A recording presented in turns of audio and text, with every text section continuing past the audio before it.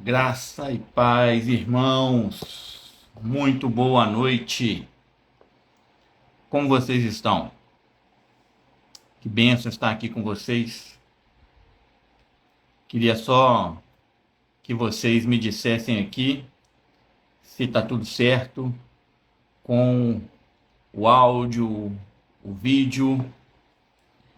Digam para mim, por favor, aí nos comentários para que eu fique aqui ciente se está tudo certo para vocês, se vocês estão conseguindo me ouvir e me ver direitinho.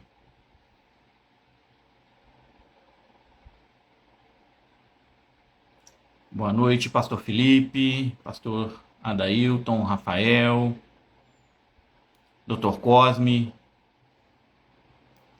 Por favor, só me indiquem aqui se está tudo certo. Hoje, maravilha, maravilha.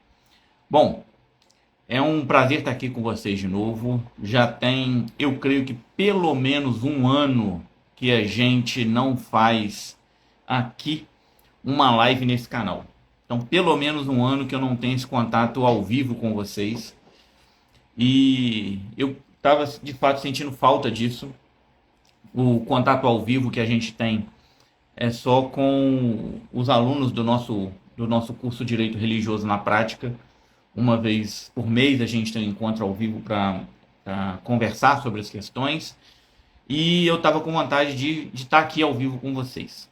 E aí, não sei se vocês todos aqui acompanharam, na semana passada eu fiz uma enquete perguntando que tipo de área que vocês gostariam que a gente fizesse a live, e a maioria votou pela área do direito religioso. E depois, dentro do direito religioso, eu dei 4 alternativas para vocês, e a mais votada foi a área da disciplina eclesiástica. Bom, e aí eu queria conversar com vocês sobre esse assunto. Um assunto muito delicado, de fato, mas um assunto muito sério para a igreja, sério tanto sob o ponto de vista teológico quanto sob o ponto de vista jurídico. E eu também deixei com que vocês colocassem algumas dúvidas de vocês, e eu queria saber de vocês agora, se você que está aqui ao vivo comigo tiver alguma dúvida sobre esse tema da disciplina eclesiástica, coloca aí nos comentários que a gente vai conversando e vamos tentando responder aqui para vocês. Bom, todo mundo que está aqui sabe o que é disciplina eclesiástica? Sabe que lógica que é essa da disciplina eclesiástica? Parece uma pergunta boba, mas olha só. Há um tempo atrás, eu estava na igreja e a gente estava recebendo uma irmã de uma outra comunidade, e eu estava ali na recepção ajudando os irmãos e etc. E ela chegou e perguntou: olha, qual é o dia e o horário dos cultos, como que funciona aqui na igreja? Eu disse: olha, aos domingos, por exemplo, pela manhã, a gente tem a escola bíblica dominical. E o estudo que a gente está fazendo é sobre mordomia cristã. E aí ela achou um pouco esquisito, falou assim: nossa, mas vocês estão estudando como que é ficar à toa ao invés de trabalhar na igreja? Ou seja, a ideia que ela tinha sobre mordomia é aquela coisa de, né, ficar de braço cruzado, ficar tranquila, sem ter o que fazer, vamos dizer assim, na igreja. Eu expliquei: não, mordomia cristã é aquilo que a gente faz com os dons e talentos que Deus nos concedeu. Então, Deus nos concedeu dons, Deus nos concedeu talentos, Deus nos concedeu recursos, e o que nós fazemos a respeito daquilo que Deus nos deu é mordomia. A ideia de um mordomo que cuida das coisas de uma outra pessoa, cuida das coisas do seu Senhor. Então, o que nós estamos estudando aqui na Igreja na Escola Bíblica é sobre justamente isso, mordomia cristã, ou seja, como eu uso aquilo que Deus colocou nas minhas mãos, a título de dons, talentos, em prol do reino de Deus. Então, parece essa primeira pergunta que eu fiz para você: mas o que é disciplina eclesiástica? Né? Parece uma pergunta boba. Só que, de fato, é necessária ser respondida antes da gente começar a falar um pouco mais a fundo. E aí, você que está aqui ao vivo comigo, você sabe de fato o que é disciplina eclesiástica? Queria que você colocasse aqui nos comentários qual que é a sua ideia de disciplina eclesiástica. E a gente precisa entender que disciplina eclesiástica é condição dada à igreja, sob o ponto de vista teológico espiritual, de disciplinar, de encorajar, de, entre aspas, punir aqueles irmãos que estão faltosos com o Senhor. Ah, mas todos nós pecamos. Sim, mas há pecados que precisam ser regularmente punidos. Por exemplo, vou dar uma ideia aqui para vocês. Imagine que o líder do Ministério de Louvor da igreja é casado e tenha adulterado a esposa e toda a igreja ficou sabendo. Então imagine, o irmão saiu do culto no domingo e depois de sair do culto foi para um motel com a amante. E isso acabou sendo sabido da igreja. Bom, você concorda comigo que esse irmão precisa receber algum tipo de punição, de disciplina dentro da igreja, sob o ponto de vista teológico, espiritual? Você concorda comigo que, bom, uma pessoa que está em flagrante adultério, suponha, inclusive sem que demonstre arrependimento, você concorda que essa pessoa precisa ser afastada lá das funções de liderança do Ministério de Louvor da igreja? Pois é. Então, a lógica da disciplina, sob o ponto de vista teológico, não é simplesmente punitiva. Ou seja, a gente não está interessado simplesmente em tirar uma pessoa do cargo da função, simplesmente em excluir aquela pessoa da igreja. Não, mas a disciplina também tem a função, sob o ponto de vista espiritual, de encorajar aquela pessoa, de estimular aquela pessoa ao arrependimento. O objetivo final da disciplina não é maltratar, entre aspas, a pessoa, não é punir a pessoa, mas é fazer com que ela tome consciência do pecado e, a partir disso, que ela também seja levada ao arrependimento. Bom, e aí a pergunta que surgiu aqui é, tá, mas e se essa pessoa for só um membro da igreja? Ela também precisa ser disciplinada? E aí a questão, sob o ponto de vista teológico, espiritual, também precisa ser disciplinada. Por vezes, de maneira diferente, porque ela vai responder de maneira diferente à disciplina, ela vai demonstrar o arrependimento, por exemplo, enquanto uma outra pessoa não demonstra o arrependimento. Então, o que a gente precisa entender é que a disciplina eclesiástica ela existe biblicamente como uma forma de punir o membro faltoso e de buscar a reconciliação desse membro faltoso com a igreja e com Cristo através do seu arrependimento. Primeiro ponto. Agora, sobre o ponto de vista jurídico,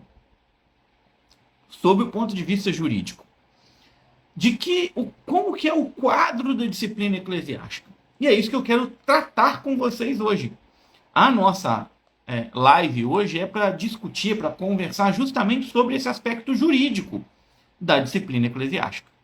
Estamos todo mundo entendido até aqui? Acho que a gente pode avançar. Eu queria que você comentasse aqui para mim, por favor, se está tudo certo, se você entendeu a lógica que existe na disciplina eclesiástica.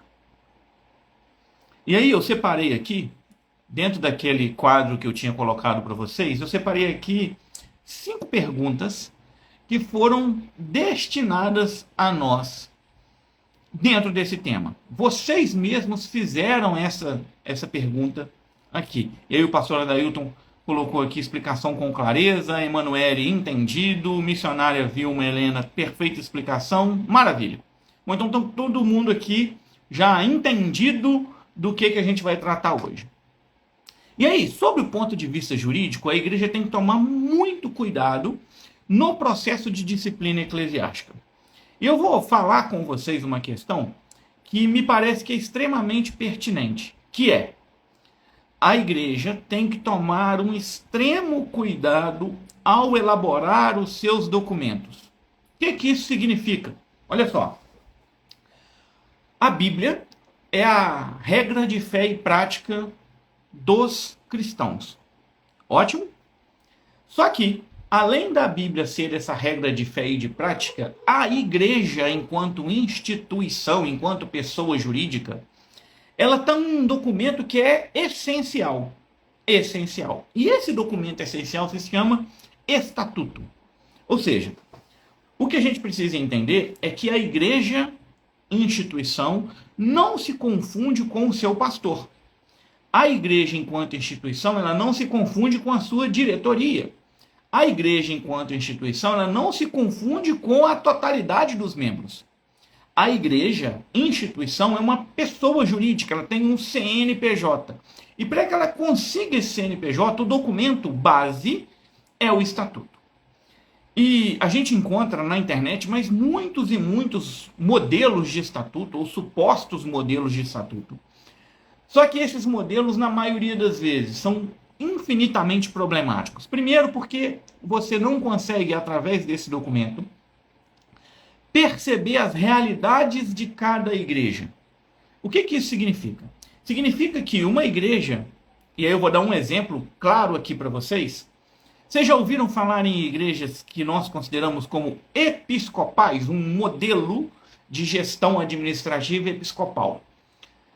Um segundo modelo seria um modelo conciliar, e um terceiro modelo administrativo seria o modelo assemblear. Então, episcopal, conciliar e assemblear. Diz aqui para mim, vocês já ouviram falar nisso? Isso é estranho para vocês? Ou vocês já ouviram falar sobre esses modelos? E aqui, como eu estou falando basicamente para o público evangélico, você consegue entender em qual desses modelos a sua igreja está centrada? A qual modelo desse a sua igreja pertence? Coloca aqui nos comentários para mim, por favor. Olha, eu estou numa igreja de modelo episcopal, ou eu estou numa igreja de um modelo assemblear, ou estou numa igreja de modelo conciliar. Coloca aqui nos comentários para mim. A que quadro de igreja, que panorama sua igreja pertence? Ou se você não sabe também o que são esses termos, me diga também aqui nos comentários. Olha, não sei. Não sei a que lógica que a minha igreja pertence. A irmã colocou aqui assemblear.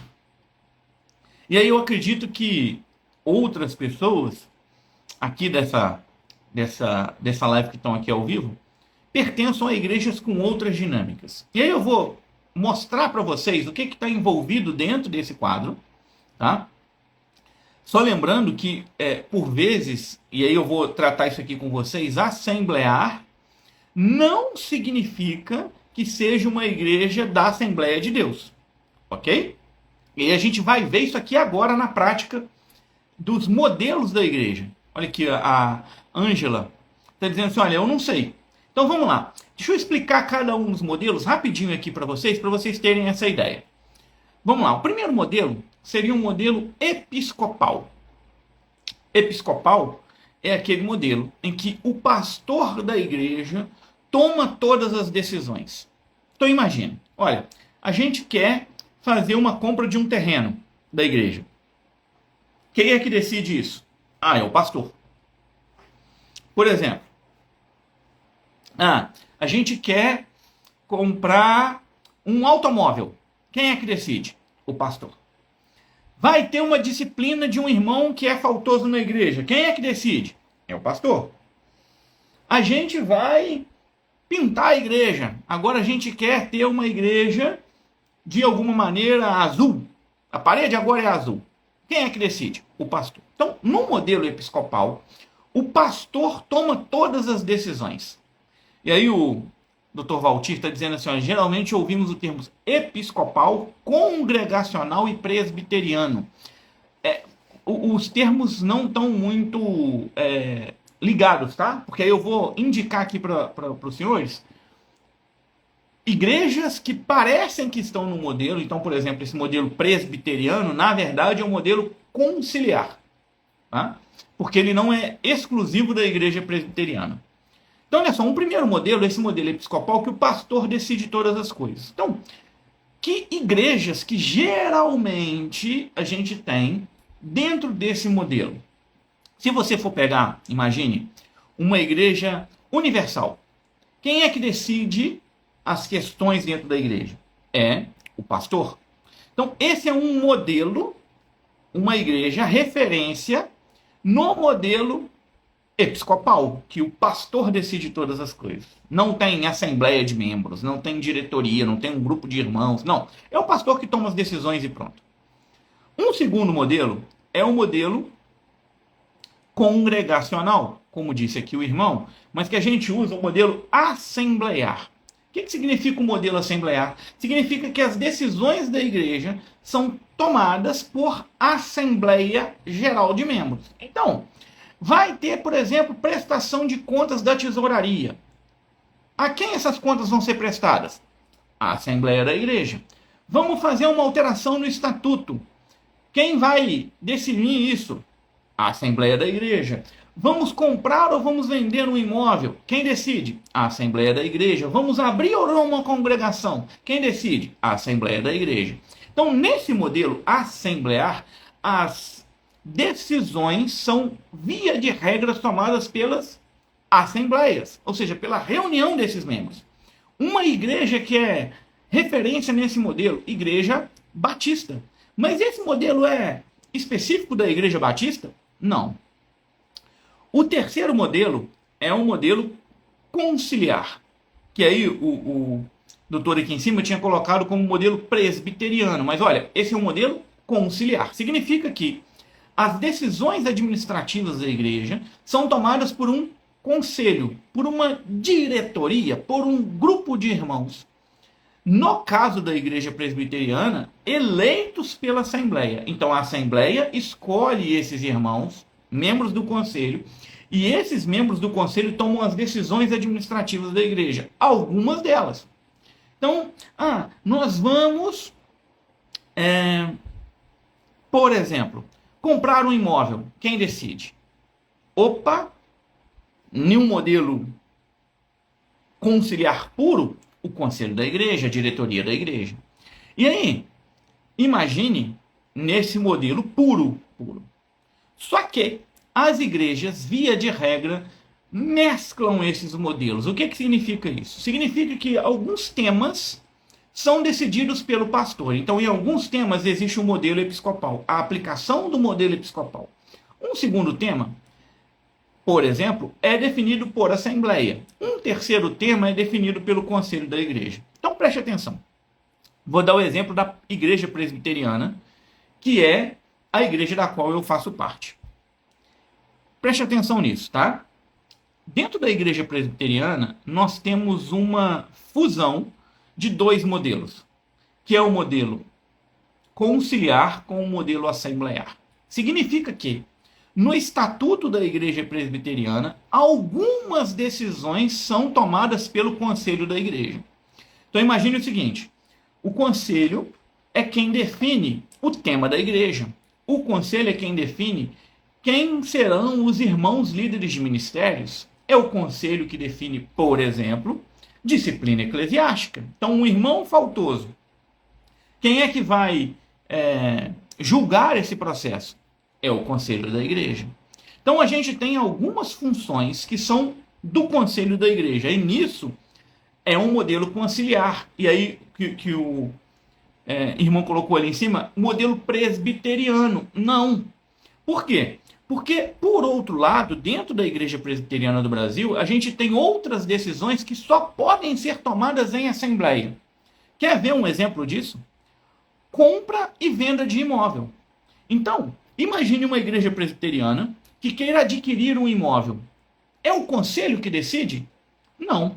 Então, não é um modelo conciliar puro. É a assembleia que decide. Então, o conselho diz o seguinte: começou a olhar na cidade, viu um imóvel interessante. O conselho vai, olha, analisa, pondera e leva a decisão para a igreja, a assembleia da igreja. Então se convoca uma assembleia com alguns dias de antecedência. Quantos dias? Quantos estiverem previstos no estatuto da igreja. E essa assembleia que vota se vai haver a compra ou não daquele imóvel. Então perceba que dentro da igreja presbiteriana a gente tem uma lógica que é: a gente tem algumas decisões que são conciliares, ok? A gente tem algumas decisões que são assembleares e a gente tem algumas tarefas que são exclusivas do pastor, embora não seja uma tarefa administrativa. Então, dentro da igreja presbiteriana, somente o pastor pode celebrar casamentos válidos. Somente o pastor pode ministrar a ceia. Somente o pastor pode realizar batismo de pessoas. Então, olha que interessante. Dentro de uma mesma igreja, a gente tem algumas questões que são feitas pelo pastor, exclusivamente por ele. Outras questões que são feitas pela Assembleia Geral da igreja.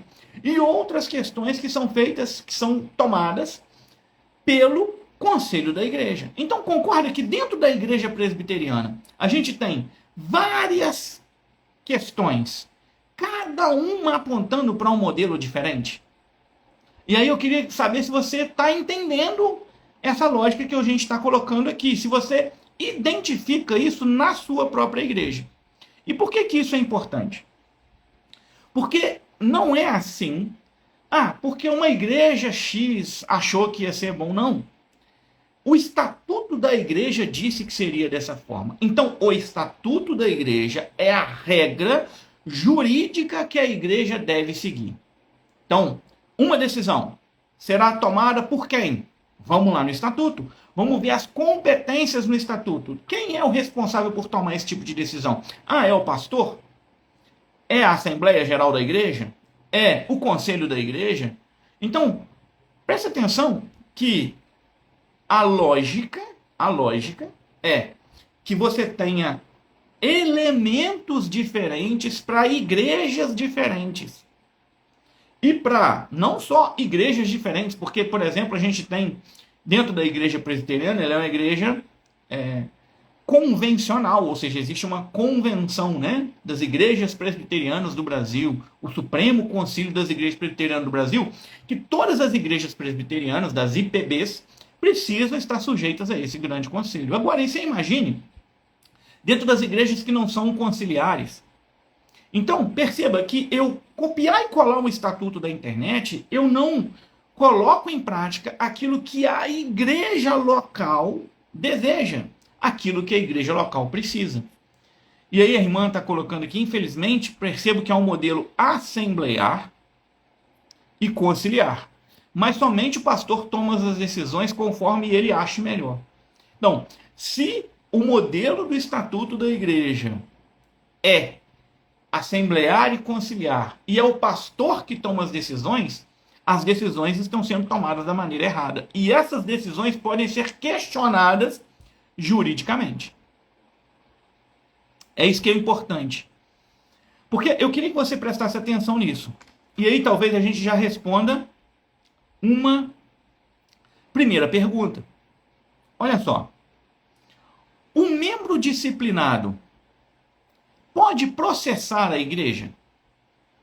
Um membro que foi colocado sob disciplina eclesiástica, ele pode processar a igreja? Diz aí para mim, por favor. O que você acha? Ele pode processar a igreja?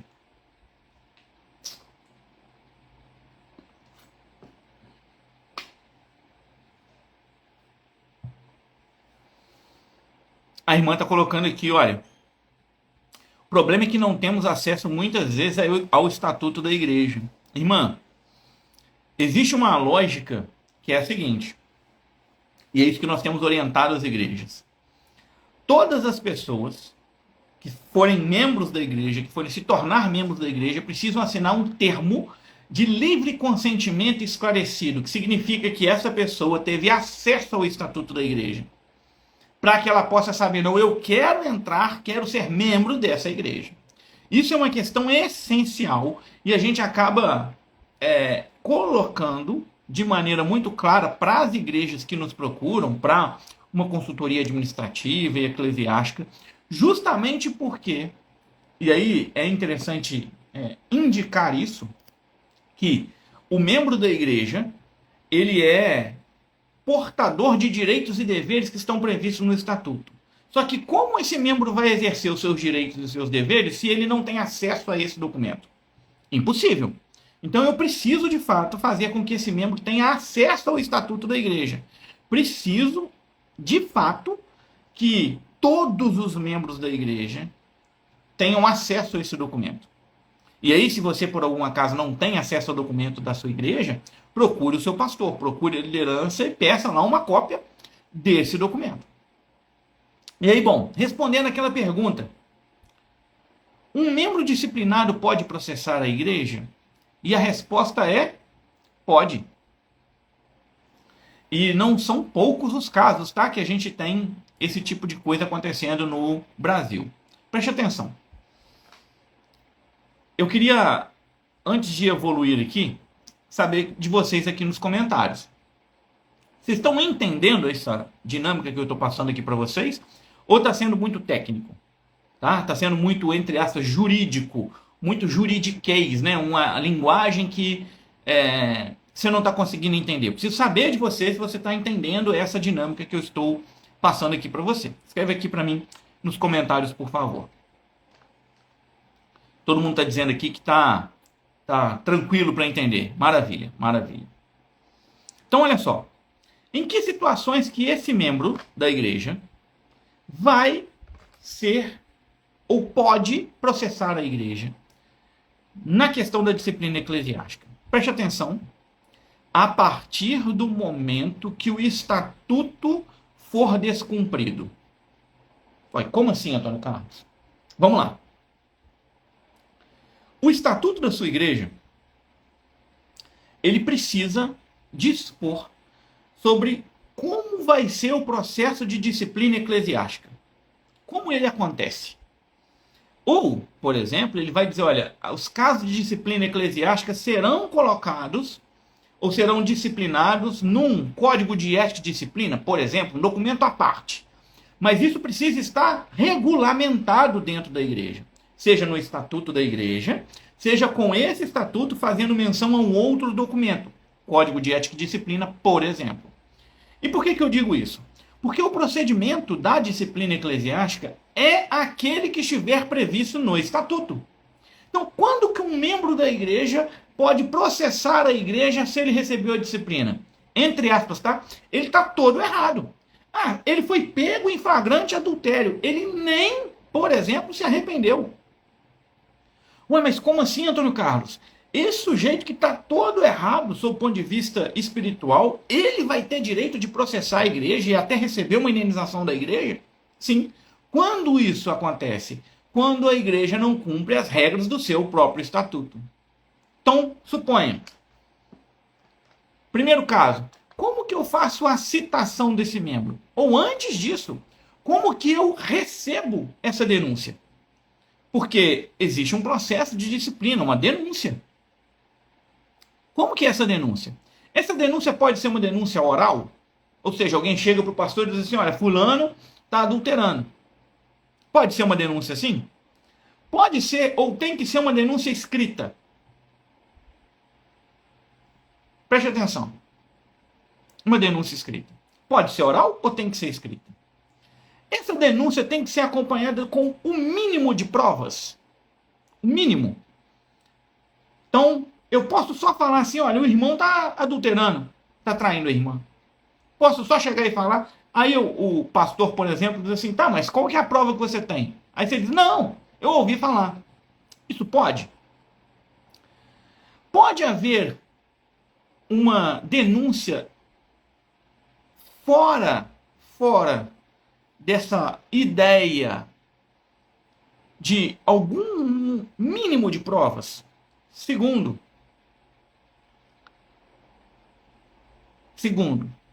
eu posso fazer a citação desse membro de que maneira? Eu vou entregar para ele um documento dizendo, olha, você foi denunciado por adultério. Tá, vamos lá. E se o irmão não quiser receber essa carta? Como é que eu faço a citação? Tá vendo como é complexo? Então, o irmão está na igreja. Você concorda comigo que muitas vezes ele vai falar de alguma forma, fazer alguma coisa de errado, e vai acabar saindo da igreja? Pelo menos ficando em casa um tempo, não vai aparecer na igreja. Tá, e se ele não aparece mais na igreja e tem um processo de disciplina acontecendo? Como é que eu faço? Se ele não quiser assinar dizendo, olha, não, estou recebendo aqui que eu estou sendo disciplinado, que existe esse processo. Como que eu faço? É por meio dos correios? É pelo e-mail que ele tem cadastrado na igreja? É por edital? É por uma citação colocada no mural da igreja? Como que funciona isso? Beleza, e depois? Tá, ele pode ser afastado liminarmente das suas funções? Ou seja, foi feita uma denúncia, antes dele ser citado, antes de acontecer alguma coisa, dele ter direito de se manifestar, será que eu posso simplesmente pegar esse irmão e tirar ele das funções da igreja? Eu posso fazer isso? Ou não posso fazer isso? Vamos avançar. Qual é o prazo que esse irmão tem para contestar a ação? Reverendo Valdir, graça e paz. Reverendo Valdir está nos acompanhando dos Estados Unidos, New Jersey. Deus abençoe, reverendo. Mas como que nós vamos, que esse irmão vai fazer a contestação dele, a defesa dele? Não, eu não adulterei minha esposa, não. Quem está falando isso está fazendo uma fofoca, por exemplo. Como? Como que ele vai fazer isso? Qual é o prazo dele? Depois, como que é feita a prova? Quem é que ouve as testemunhas? Quem é responsável por analisar todo esse processo? Existe uma comissão para isso? Existe um grupo de irmãos eleito para isso, para essa função? É toda a Assembleia da Igreja? Ou o julgamento é pela Assembleia da Igreja, mas todo esse procedimento, vamos dizer assim, preparatório, ele precisa passar por uma comissão. Então imagine o conselho de uma igreja, uma diretoria da igreja, faz todo esse procedimento, relata tudo isso, e depois está tudo compilado, feitas as provas e etc., a gente vai fazer o julgamento lá na Assembleia da Igreja. Então perceba que cada questão, cada uma delas, é ou deve ser prevista no Estatuto da Igreja. E quando que esse irmão, então, pode processar a igreja e até receber uma indenização? Abraços, Ana. Deus te abençoe, minha irmã. Quando? Quando que esse irmão vai poder processar a igreja? Quando todo esse procedimento não for seguido. Então, o procedimento de disciplina eclesiástica está previsto no Estatuto ou nesse documento que o Estatuto faz menção, não foi seguido. Então imagine que o Estatuto previsse que ele só poderia ser citado pessoalmente. Suponha, através de carta. E aí, imagine, tá? A igreja pegou, mandou uma carta pelos correios.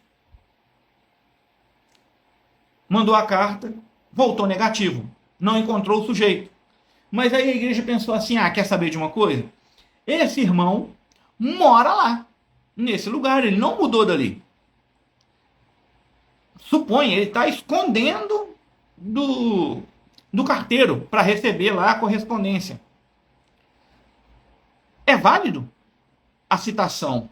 Se lá no estatuto estava dizendo que a citação é pessoal, por carta, não vai ser válido. Uma outra condição. Imagine que a citação, de novo, ela é pessoal. E aí, o grupo da igreja mandou lá a citação desse membro, que está sendo processado em disciplina eclesiástica, por denúncia, no artigo tal e tal do estatuto. E você tem um prazo para responder. E aí mandou lá as cartas pro irmão, fazer a citação dele. Chegou lá, quem assinou não foi ele. Quem assinou foi a esposa dele, que assinou o AR, né, o aviso de recebimento lá da cartinha dos Correios. Opa! É válido? Não, porque o estatuto disse que a citação era pessoal. Pessoal significa na pessoa dele. O que significa que não é a esposa dele que pode receber, não é o filho dele que pode receber, não é um parente dele que pode receber, que pode assinar isso. Não, quem tem que assinar é o próprio irmão. Então eu queria que você prestasse atenção nisso, que todas essas questões precisam estar definidas no estatuto. E sempre que a igreja não disser, não cumprir aquilo que o estatuto prevê, ela está correndo o risco de ser processada. Sempre. De novo, vou repetir. Sempre que uma igreja descumprir aquilo que o estatuto dela prevê para a disciplina eclesiástica, ela corre o risco de ser processada e de ter que pagar uma indenização para o irmão. Compreenderam essa questão? E um outro aspecto, além disso,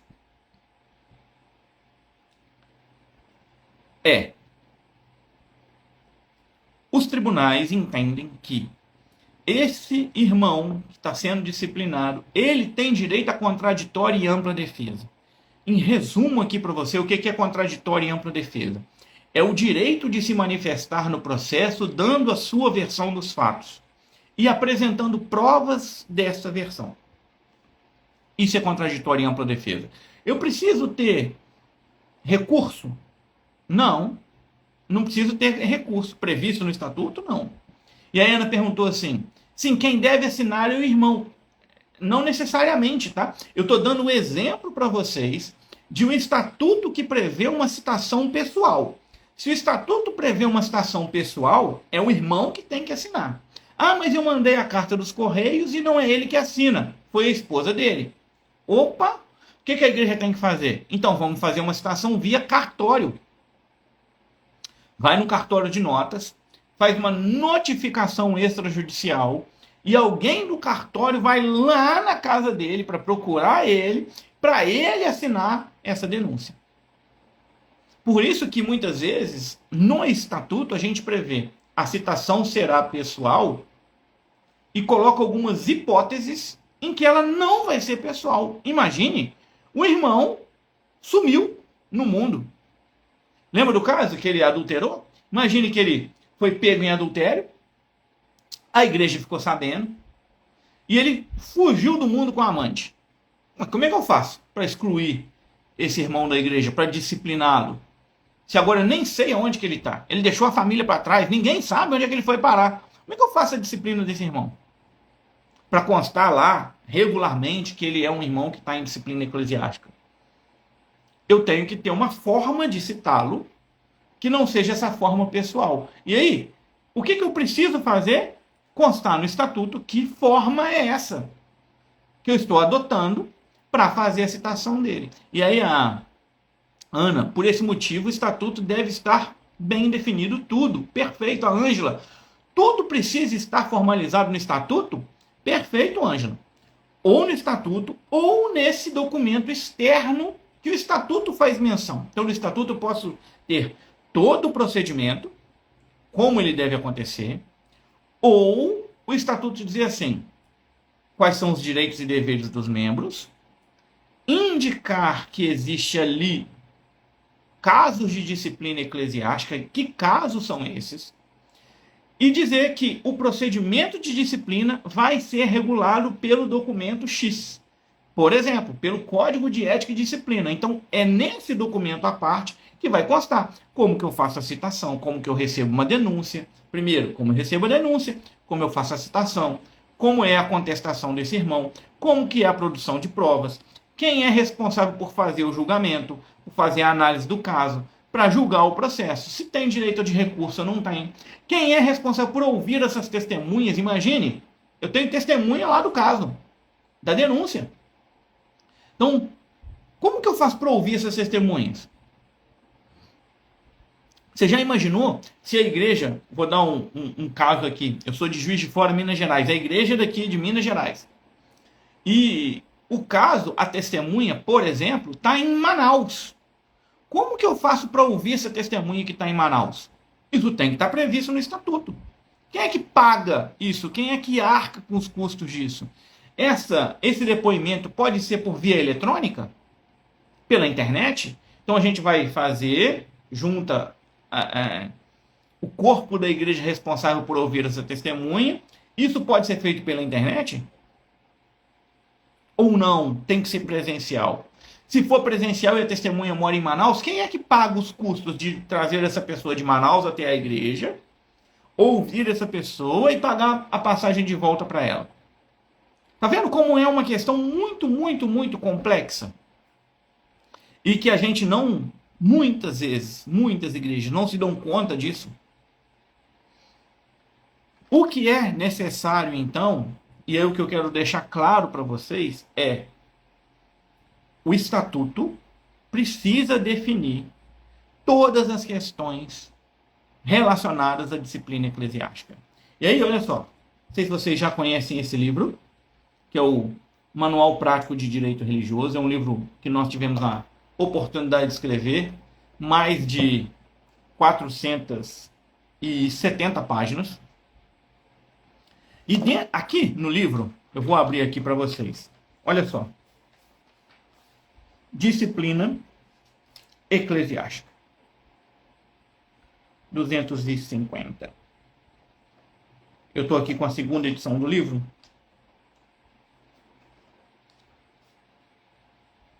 Só de disciplina eclesiástica,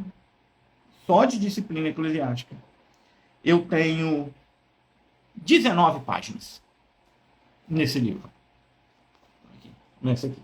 E não tem letra grande, não tem figurinha. É um livro de fato completo. Esse livro é muito recomendado para advogados. Tá? Por quê? Porque ele tem uma linguagem um pouco mais técnica. E não sei se vocês viram, mas a gente também lançou um e-book com uma linguagem mais simples para o leigo, para o pastor, para o líder da igreja, para o líder de ministério, para o missionário, para o evangelista, que queira ficar a par dessas questões relacionadas ao direito aplicado para igrejas. E esse e-book você também consegue encontrar aqui no nosso Instagram, no perfil aqui do Instagram. O link fica sempre na nossa bio. Mas o que eu queria trazer aqui para vocês, olha que interessante, eu vou contar um caso aqui para vocês. Caso real, concreto, que aconteceu e que a gente aborda aqui nos livros. Que é o seguinte. Uma irmã, no meio do culto, disse que estava tendo uma revelação de que um irmão estava traindo a esposa. Pensa nessa situação. O culto está acontecendo. E uma irmã diz assim: Deus está me revelando que o irmão Joaquim está traindo a esposa. Imagina o que acontece na igreja. O culto para, aquele burburinho, e não se faz de fato um procedimento de disciplina, porque, na teoria, foi Deus que revelou para aquela irmã. Aquele irmão já é afastado das suas atividades, não se tem o direito ao contraditório, e etc. Esse irmão é punido. E aí, depois esse irmão consegue provar que ele não tinha adulterado nada, que aquilo é uma invenção da irmã, que tinha inventado que ele de fato teria traído a esposa, quando nunca isso teria acontecido. Sabe o que aconteceu? Esse irmão entrou na justiça contra a igreja. E a igreja foi condenada a indenizar esse irmão por conta do, vamos dizer assim, do vexame que ele passou dentro da igreja, sem ter motivo para isso. Então perceba que nós precisamos ficar muito atentos a seguir todo o procedimento que está previsto no Estatuto da Igreja. Quer uma outra dúvida? Essa disciplina eclesiástica pode ser sobre usos e costumes ou doutrina da igreja local? Essa eu vou pedir para vocês responderem. Preste atenção, vou repetir a pergunta. A disciplina eclesiástica pode ser sobre usos e costumes e doutrina da igreja local?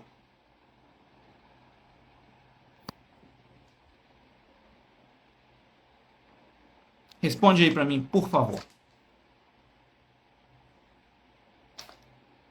A pergunta da Gisele é interessante. Podemos fazer constar no estatuto que, caso o membro não comunique seu novo endereço e não justifique sua ausência formal por 60 dias ou 90, estaria automaticamente desligado? Pode. A gente só tem que tomar um cuidado, que é, por exemplo, constar aí que seria para o caso, imagine, do membro submetido à disciplina eclesiástica regular, não encontrado para fins citatórios. Seria impossível, tá?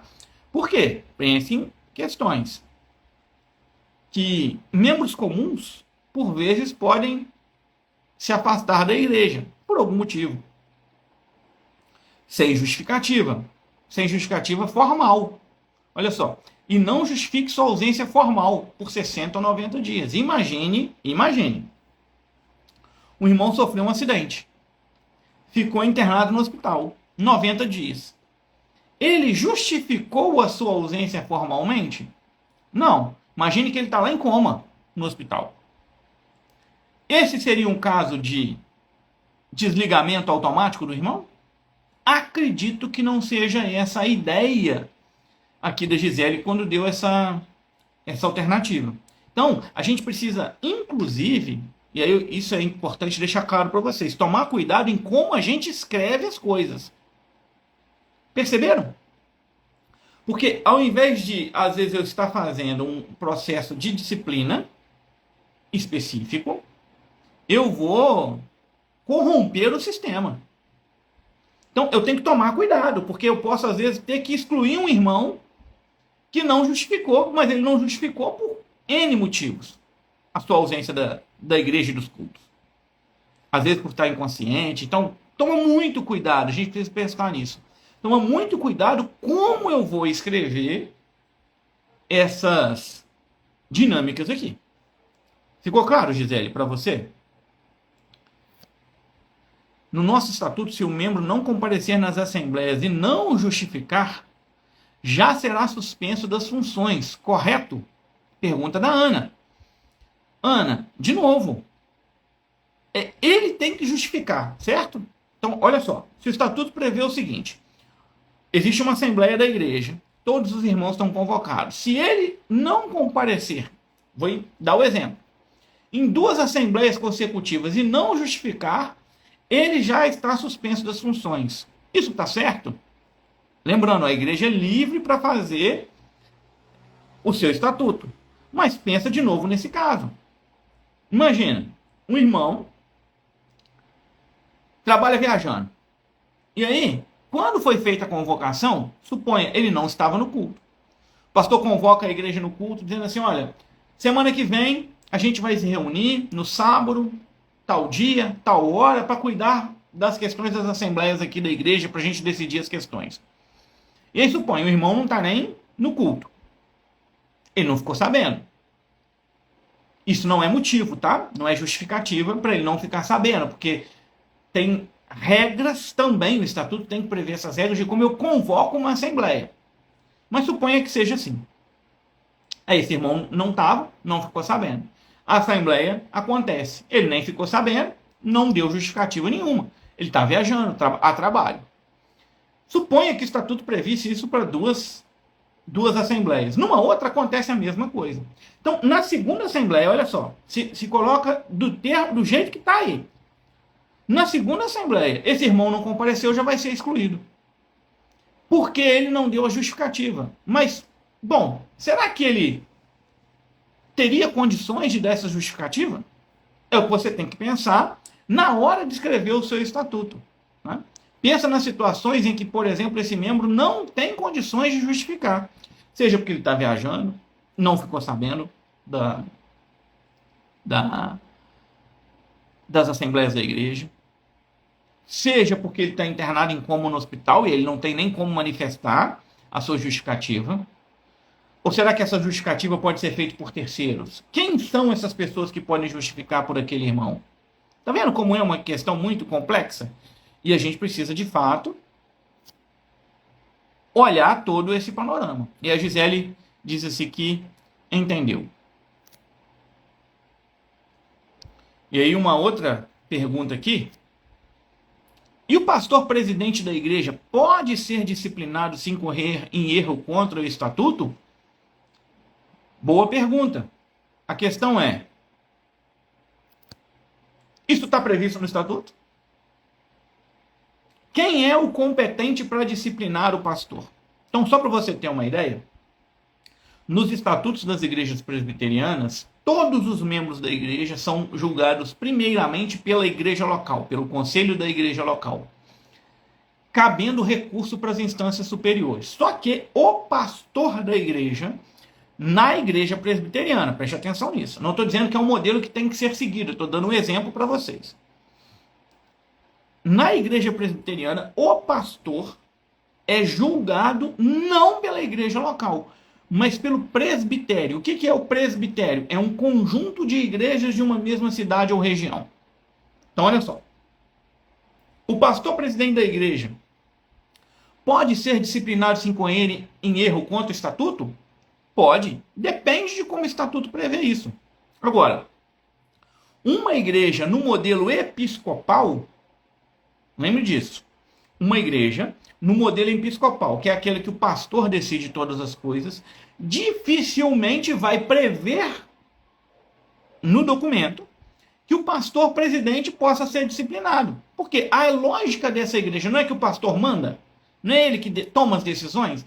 Então, como que ele que toma as decisões vai abrir mão da sua autonomia para se deixar ser julgado por um grupo de irmãos ou pela Assembleia da Igreja? Então, não estou dizendo que isso é certo ou errado do ponto de vista teológico, tá? Eu estou apontando para vocês juridicamente. Então, olha só, eu preciso saber como o estatuto prevê essa disciplina do pastor. Se ela é possível, se ela não é. E quem, por exemplo, seria o órgão responsável por isso.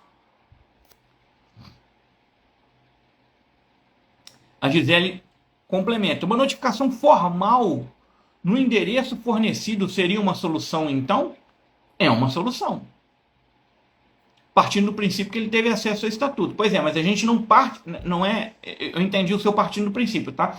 Mas é por isso que no livro, no nosso curso e também no e-book, a gente tem um modelo de documento que chama esse modelo de termo de livre consentimento esclarecido, que eu vou informar oficialmente para todos os membros da igreja as regras do estatuto da igreja. E eles vão ter acesso a uma cópia desse documento. Então, se depois for alegado, mas eu não tive acesso, mas eu não sabia que era assim, que é assim que funcionava. Opa, de jeito nenhum, porque você tem aqui assinado conosco um termo de livre consentimento esclarecido que você foi notificado, foi cientificado de quais são as regras do estatuto. Então, uma notificação formal no endereço é uma solução prevista no estatuto? Pode ser. Eu colocaria como uma obrigação do membro, se você quiser partir para essa linha, uma obrigação do membro de manter os seus endereços atualizados, seus dados atualizados. Ciente de que toda notificação enviada por esses meios será considerada como válida. Entendeu? Então, olha só. Eu estou colocando sobre o irmão a responsabilidade de manter os seus dados cadastrais atualizados. E, se a gente enviar uma notificação para lá, mudou, não sei onde está, não foi ele que assinou, foi uma terceira pessoa, mas naquele endereço que está cadastrado nos documentos da igreja, essa notificação seria válida. Está me entendendo? Como eu consigo juntar as duas coisas? Então isso posso colocar inclusive pelo e-mail. Irmão, você tem e-mail? Tem. Qual é? Tal. Então ele está ciente pelo estatuto de que toda notificação enviada por endereço físico dele, para o e-mail, isso vai ser válido. Só que lembra, a igreja tem que comprovar essa notificação. Então ela tem que pegar, mandar a carta, suponha, nesse exemplo nosso, com a R, lá para o endereço. E aí ela pega a ficha cadastral do membro, que é o endereço mais atualizado dele. Manda a carta para aquele endereço. Numa contestação, numa defesa desse irmão, até num processo da justiça, a igreja vai dizer, não, olha só, eu tenho aqui a ficha de membro dele que está dizendo que ele mora nessa rua. E olha aqui a carta que a gente mandou para ele na disciplina. Também está nessa rua. Então, lá pelo artigo, suponha, 35, inciso 3º do Estatuto, está dizendo isso, da obrigação dele de manter o endereço atualizado, os cadastros atualizados, e que qualquer comunicação para aquele endereço referente àqueles dados vai ser considerado como válido. Olha lá, ele aceitou o estatuto, lembra? Ó, olha aqui, eu tenho inclusive a folha dele, esse termo de livre consentimento esclarecido assinado.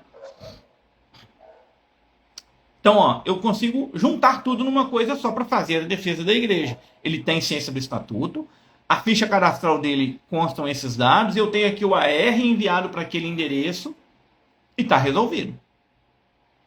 Ficou claro para você, Gisele? Ele está me dizendo aqui, né, a Ana, quem julga o presidente?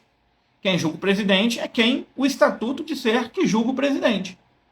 Geralmente nas igrejas, tá?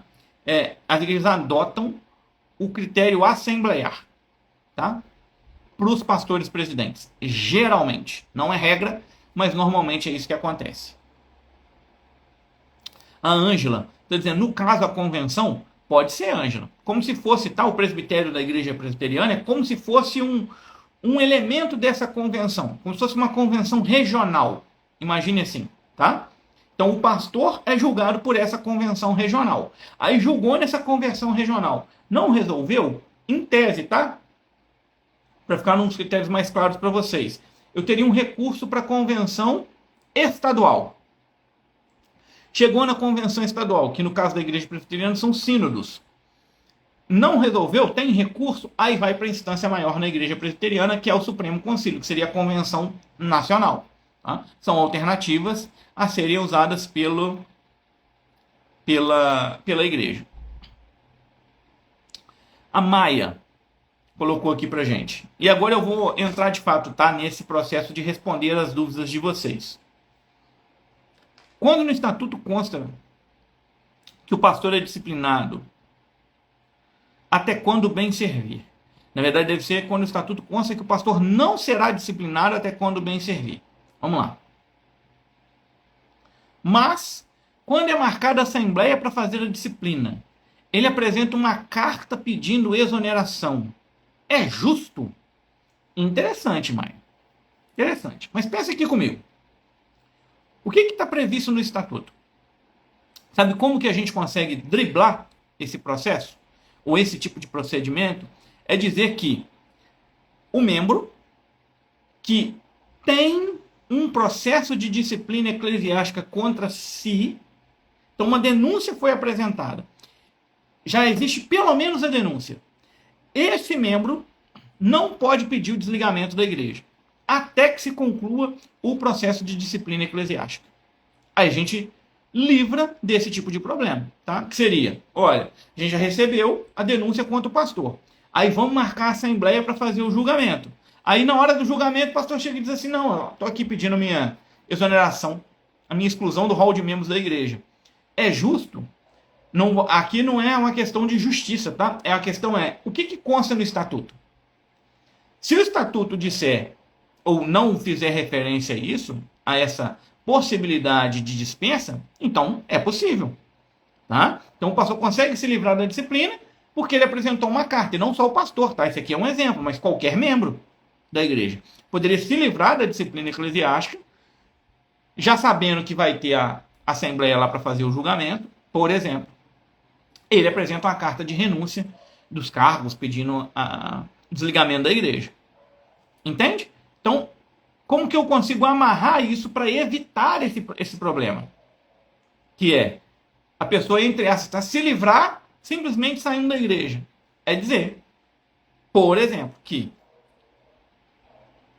aberto um processo de disciplina eclesiástica, o membro réu não poderá se desligar da igreja até que se conclua o processo de disciplina. É uma alternativa.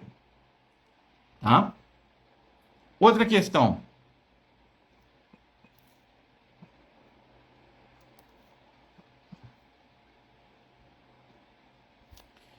No caso de igreja nova em que há um único pastor, sem vinculação a uma matriz, quem avalia o procedimento irregular por parte do pastor? De novo, quem avalia o procedimento, quem abre, vamos dizer assim, esse processo de disciplina, é a pessoa, ou as pessoas, o grupo, que está previsto no estatuto. Então, o pastor vai ser processado perante esse grupo que o estatuto definir. Entende? É isso que a gente precisa deixar claro. Que eu quero alertar vocês, e o objetivo maior dessa live é isso, é mostrar para vocês a importância de um estatuto bem redigido para a disciplina e para todas as questões que envolvem a igreja. Entendeu, Gisele? Porque, olha só, eu não consigo te dizer quem é o responsável. Assim, de pronto. Porque eu preciso olhar o estatuto da igreja. É o estatuto da igreja que vai me dizer quem é que vai julgar o pastor no caso de disciplina eclesiástica. Não só o pastor, tá? Um membro, um oficial da igreja. Não importa quem é essa pessoa que está sendo julgada. Tá? Eu queria que vocês, né, de forma geral, entendessem que a gente vai sempre seguir o estatuto. Então, uma das melhores coisas que você pode fazer, que uma igreja pode fazer do seu ponto de vista jurídico, é ter um estatuto elaborado ou revisado por uma pessoa com experiência na área de direito religioso. Por quê? Porque essa pessoa vai ser responsável por organizar o estatuto de tal forma que não deixe brechas no estatuto. E isso é extremamente importante. A gente está falando hoje, o tema da nossa live é a disciplina eclesiástica, mas isso se aplica para qualquer questão dentro da igreja. Ficou claro para vocês que esse estatuto, então, não é um copia e cola da internet? Não pode ser. Ou não deve ser um copia e cola de internet? E é por isso que a grande questão, né? Acho que a maioria de vocês sabe, eu tenho próximo de completar 18 anos de Tribunal de Justiça, como servidor concursado. E a questão fundamental é, bom, eu lido com um processo todo dia, né? Então são basicamente 18 anos lidando com processos judiciais todos os dias. E o que a gente mais vê? São problemas que acontecem porque as regras que estavam estabelecidas não foram cumpridas. Então, bom, não cumpriu uma regra da disciplina, ou não cumpriu uma regra de votação, não cumpriu qualquer tipo de regra, a igreja vai se sujeitar a problemas. Pode ter problemas relacionados a isso. Então, por isso que o estatuto é tão importante, por isso que o estatuto é essencial na igreja. Essencial na igreja.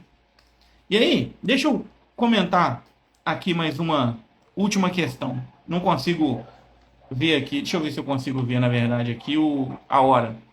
8h04. Para a gente já ir encerrando. Um membro em disciplina pode participar de cultos? Um membro em disciplina pode tomar ceia? Um membro em disciplina pode exercer algum cargo ou função na igreja? Para ver se vocês entenderam, eu quero que vocês respondam aqui para mim. Então responde aí para mim. Um membro em disciplina na igreja pode participar dos cultos? Um membro em disciplina na igreja pode tomar ceia? Um membro em disciplina na igreja pode exercer algum cargo ou função na igreja? Responde aqui para mim.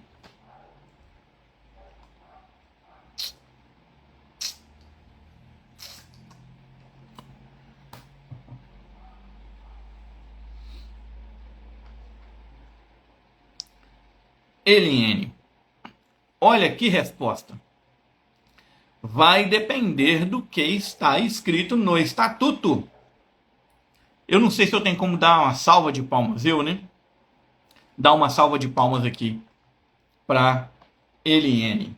Se eu não tiver, se você olha aí para mim, se você tiver como bater palmas aí para ela, para a resposta dela. Parabéns, Eliane. É isso, é essencialmente isso. Os direitos e os deveres do membro vão estar escritos no estatuto. Então, depende do que tiver escrito no estatuto.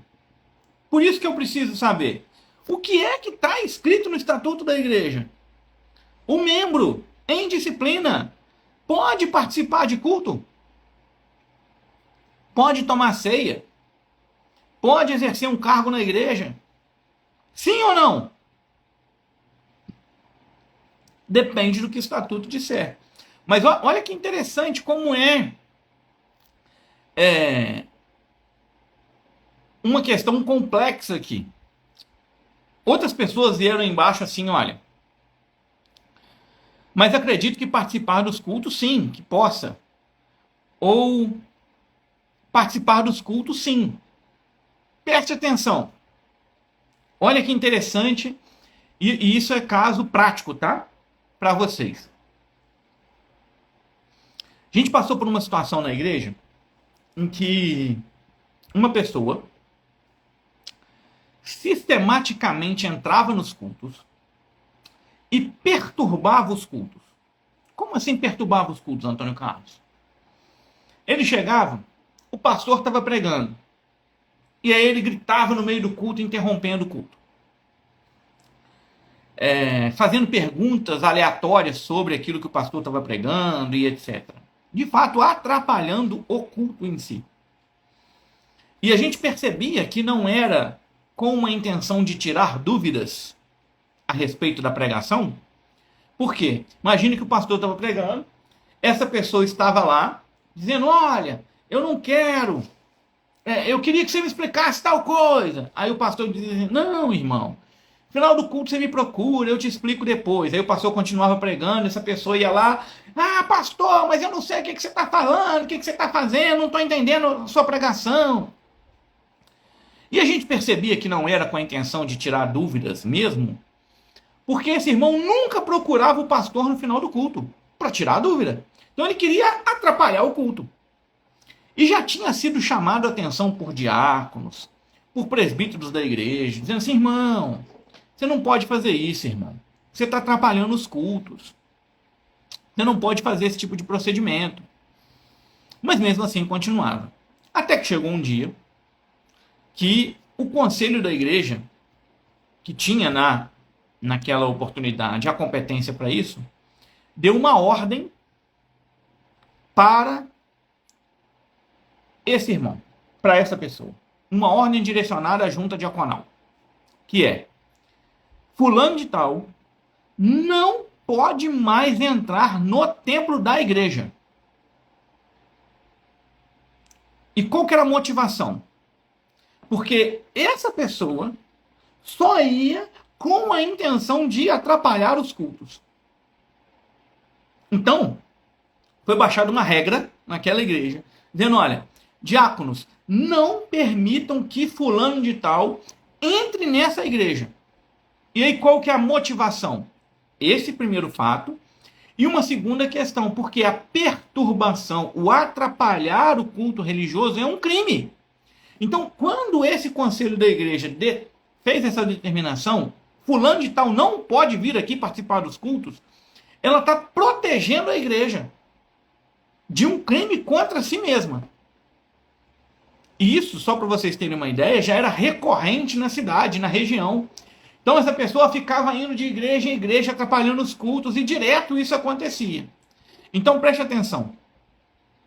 A lógica, tá? Que a gente precisa entender. Olhar no estatuto.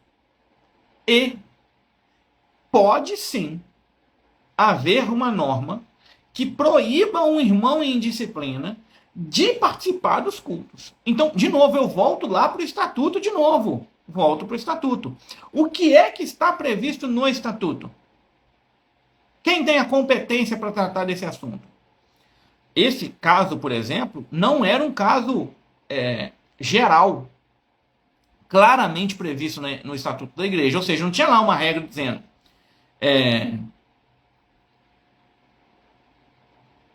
uma pessoa que estiver atrapalhando os cultos pode ser retirada do culto, ou pode ser impedida de adentrar em outras celebrações. Não tinha essa regra clara no estatuto. Só que tinha lá um dispositivo dizendo que os casos omissos, por exemplo, seriam decididos pelo conselho da igreja. Então a gente tem um caso, não tem, existe clareza no estatuto. E quem é que define isso? O conselho, porque ele tem, por exemplo, o controle sobre a disciplina na igreja. Então concorda que essa questão de você atrapalhar o culto envolve disciplina na igreja? Então a gente usou uma hipótese que é o conselho é responsável por regulamentar a disciplina na igreja. A gente pegou esse caso, viu que isso era um caso de disciplina, é uma questão de disciplina, não prevista expressamente, mas foi usado por conta da previsão do próprio estatuto de que, nessas questões de disciplina, isso seria resolvido pelo conselho da igreja. E aí entra a resposta a essa pergunta do Valtir Júnior. Pode conter no estatuto uma cláusula que contém os casos não previstos neste estatuto serão resolvidos pela Assembleia, Diretoria ou Conselho? Pode. Isso é uma cláusula geral de omissão. Então, os casos omissos serão resolvidos por Assembleia, por Diretoria, por Conselho, por Pastor-Presidente, não importa. Mas é ideal que todo estatuto contenha essa cláusula geral de casos omissos. Porque aí a gente vai conseguir fazer esse amarramento aqui de questões que não estão previstas, porque nem eram cogitadas na época, mas que podem acabar acontecendo. E aí, deixa eu ver mais alguma pergunta aqui. Mas olha só, aí a pergunta é, mas isso não poderia ferir o direito de ir e vir na Constituição? E aí é, de novo, uma ótima pergunta, Gisele. Só que o direito de ir e vir também tem limitações. Então preste atenção. Alguém que está preso, foi tirado dele o direito de ir e vir? Foi. Por que foi tirado o direito de ir e vir dele? Porque ele infringiu uma regra penal. Ótimo. Deixa eu dar um outro exemplo. Imagine que eu, Antônio Carlos, passei mal e fui ficar no hospital. Eu tenho direito da minha esposa ficar no hospital comigo? Depende das regras lá. Ou do SUS, do plano de saúde, do próprio hospital. Então, eu falar que a minha esposa não pode me visitar, ou não pode ficar lá comigo, eu estou tirando dela o direito de ir e vir? Em certa medida estou, mas eu tenho uma justificativa para aquilo. Então, nesse caso específico, de fato, a gente está tirando daquela pessoa não o direito de ir e vir completo, mas eu estou dizendo que esse direito de ir e vir não pode ser exercido num determinado lugar. Assim como a gente não tem o direito de chegar e entrar no hospital a qualquer hora do dia ou da noite para fazer uma visita. Então, o nosso direito de ir e vir também não está sendo restringido, nesse caso, lá do hospital? Tá. E a gente aceita. Por quê? Porque é uma dinâmica, uma previsão do própria legislação, das regulamentações da área de saúde, etc. Então, como esse caso se trata de uma lógica dentro desse quadro, a gente está restringindo o direito de ir e vir da pessoa? Impedindo ela de participar do culto? Tá. Mas isso está sendo feito com uma justificativa. Então, por isso que é possível esse caso.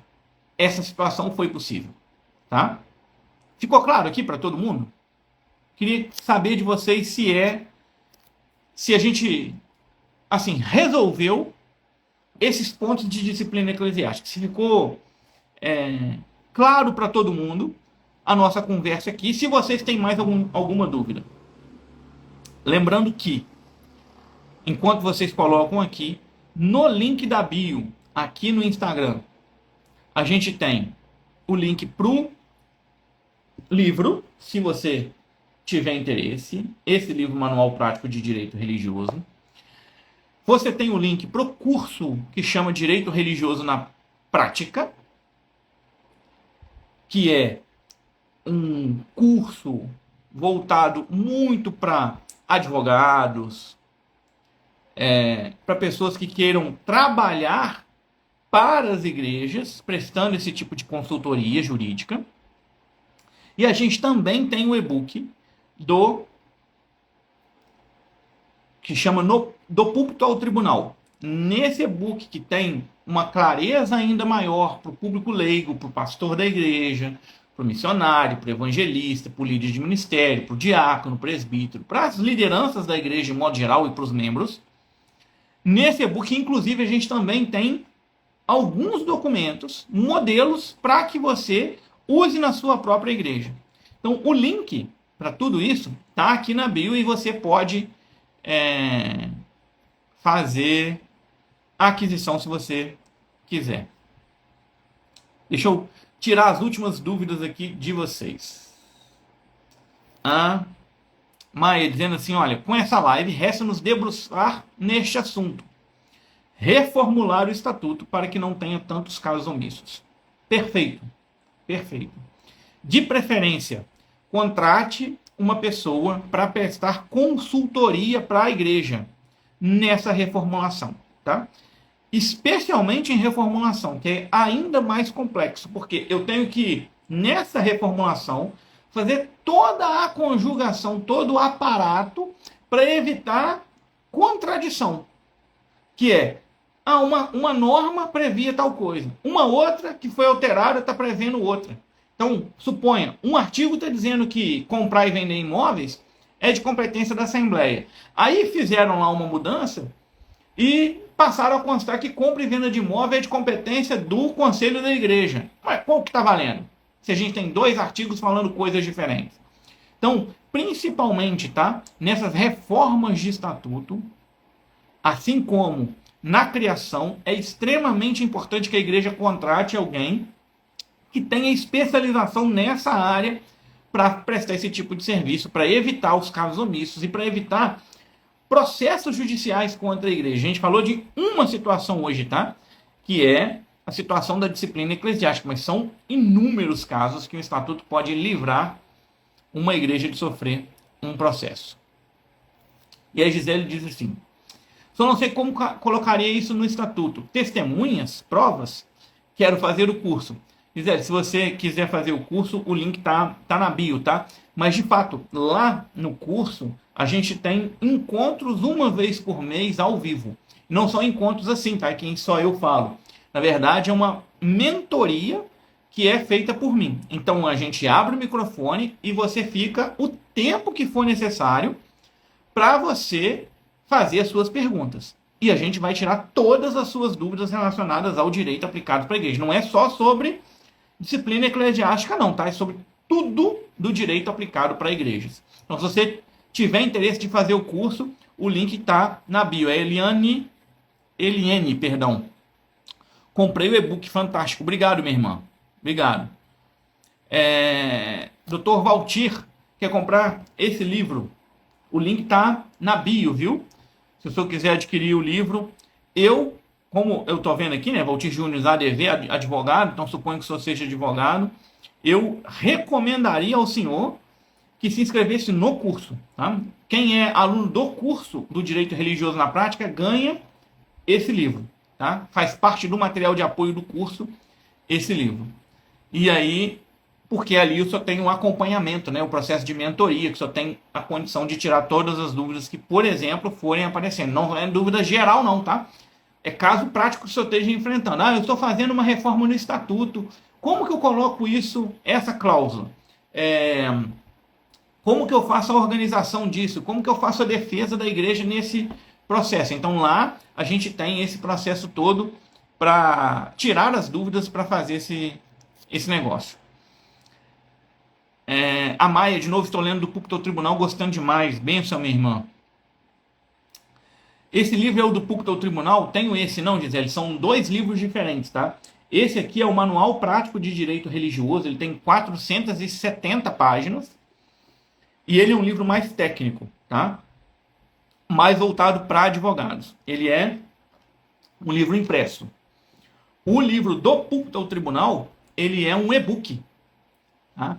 E aí você baixa esse e-book, adquire, baixa o e-book, e aí você tem lá também todos os modelos, né? Assim, vários modelos, na verdade, dentro do e-book, tá? Mas são propostas diferentes. Esse é um livro mais técnico, impresso. Esse livro é o livro base para quem se inscrever no curso no Direito Religioso na Prática. E o e-book já é para o público leigo, tá? Para a liderança da igreja, pastores, líderes da igreja, líderes de ministérios, diáconos, presbíteros, missionários e etc. E esse do púlpito ao tribunal é um e-book. Tá? Então a diferença dos dois é essa, tanto na linguagem, um mais técnico, outro menos técnico, quanto no fato desse ser impresso e o e-book ser um livro digital, tá? Mas que permite você imprimir também se você quiser. Tá bom? Irmãos, alguma dúvida dentro desse tema que vocês gostariam que eu tirasse essa dúvida de vocês? Manda para mim, para a gente poder encerrar.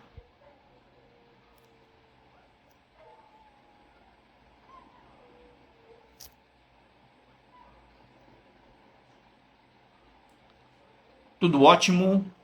Maravilha, Ana. Alguém mais tem alguma dúvida? Gisele também, tudo ótimo. Maravilha. Obrigado, boa noite. Deus abençoe você e sua família. Amém, irmã Márcia. Deus abençoe também, querida. Bom, eu vou fazer uma oração então para a gente encerrar, considerando que a gente já está com as dúvidas, né, encerradas aqui, tá bom? Eu queria que você que assistiu essa live, que está aqui com a gente, eu vou tentar deixar essa live gravada aqui para vocês, tá? E que você compartilhasse também, tá? Com outras pessoas. Compartilhasse com a liderança da sua igreja, compartilhasse eventualmente com um advogado, irmão da igreja, com pastores, com outros líderes, para que eles também tenham acesso a esse tipo de conteúdo, tá? A minha ideia, a minha expectativa é que a gente consiga voltar a fazer lives semanais. Eu sempre vou colocar para vocês definirem os temas, então vocês vão decidir esses temas, e eu vou montar a live para vocês de acordo com aquilo que vocês me mandarem como dúvidas, tá? Então, hoje o que a gente fez, eu peguei as principais dúvidas que vocês me mandaram lá no direct, aqui no Instagram, e respondi essas dúvidas de vocês, tá? Então, eu queria que vocês fizessem isso, tá? Compartilhassem o nosso Instagram, a live, etc., com essa liderança, e a gente fizesse esse combinado de sempre estar junto, definindo os temas. A gente primeiro define, né, a área. Eu quero essa semana uma live sobre direito religioso, que foi aqui. Numa semana que vem, por exemplo, a gente pode fazer uma de capelania, numa outra a gente pode fazer sobre teologia, por exemplo, tá? E dentro de uma área, escolhemos uma área, a gente vai colocar pontos específicos para vocês também escolham. Que tema dentro da capelania vocês querem? Que tema do direito religioso vocês querem? Tá? E aí a gente consegue ir conversando. A minha expectativa é que eu consiga de novo voltar a fazer pelo menos uma live por semana com vocês, para ter esse contato com vocês. Eu acho que é muito importante. Tá bom? Se você, antes da gente encerrar, quiser adquirir alguns desses materiais, tá? Seja o livro impresso, seja o curso do Direito Religioso na Prática, o curso de capelania também, que a gente tem aqui, outros cursos, né, outros materiais, os e-books que a gente tem também, tá? O link fica tudo na bio, no nosso site, que é direitoreligião.com.br, tá? Você clicando, lá você tem muitas indicações de materiais, também a gente tem vários outros vídeos, materiais também, e cursos que você pode se inteirar e, se quiser, se achar que é interessante para você, para o seu ministério, para aquilo que você exerce, você também adquirir, tá bom? Muito obrigado pela presença de vocês. Deixa eu orar então para que a gente possa encerrar. Senhor, nós te agradecemos pelo teu amor e graça, por tudo que o Senhor tem feito por nós. Te agradecemos, ó Deus, pelo ar que respiramos, pelo fato de o Senhor, ó Deus, ter derramado o teu amor na cruz do Calvário, perdoando os nossos pecados. Deus, eu coloco cada uma das pessoas que estão aqui comigo, que assistiram e que ainda vão assistir essa live, pedindo a Deus que o Senhor Deus os abençoe. Se alguém, ó Deus, está afastado dos teus caminhos, que o Senhor Deus o chame de volta para o aprisco das ovelhas. E se alguém, Deus, nunca te conheceu, que o Senhor Deus transforme os corações e traga essas pessoas para junto de ti. Deus continua guardando a nossa casa, a nossa família, a nossa igreja. Continua, Deus, guardando o ministério de cada um aqui. E que o Senhor abençoe, Deus, a tua igreja espalhada pela face da terra. Nos ajuda, Senhor, a entender a respeito da tua palavra. E nos ajuda também, Senhor, a cumprir a tua palavra, que é viva e eficaz. Obrigado por tudo que o Senhor tem feito por nós. Pedimos que o Senhor abençoe mais uma vez a família de cada um, dando sabedoria e graça. É o que nós choramos, ó Deus. Gratos em nome de Jesus. Amém.